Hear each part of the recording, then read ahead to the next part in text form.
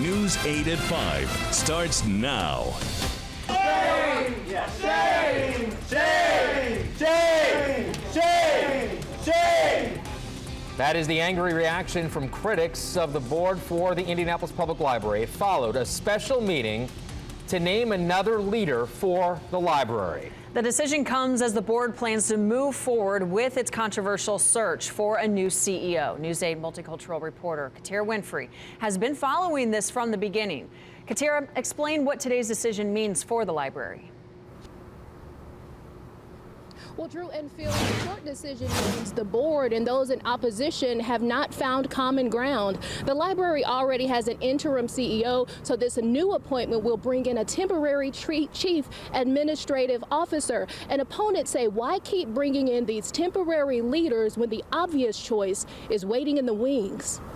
The library board and community members quickly set the mood for a special meeting Tuesday. A decision on a new and neutral chief administrative officer wouldn't be unanimous. With public comments not allowed, many still expressed a growing list of concerns. All the additional costs that this whole search has continually to be a burden on the taxpayer. It could mean up to $190,000 more in addition to what's already been spent. For more than a month, the board and community has faced off, offering opposing views with growing controversy around the new CEO search. I believe this is a good first step for that.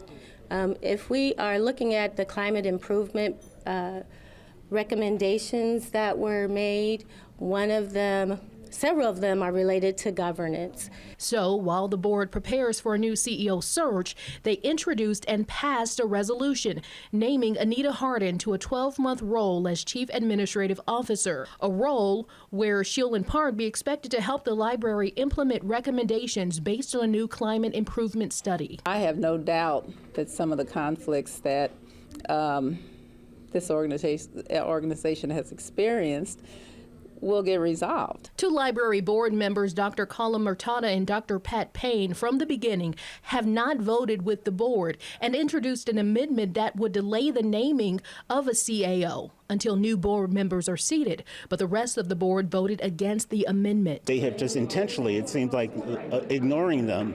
And they can do that, I suppose, because they have a majority. The board president says the library has been without a permanent leader for more than 16 months.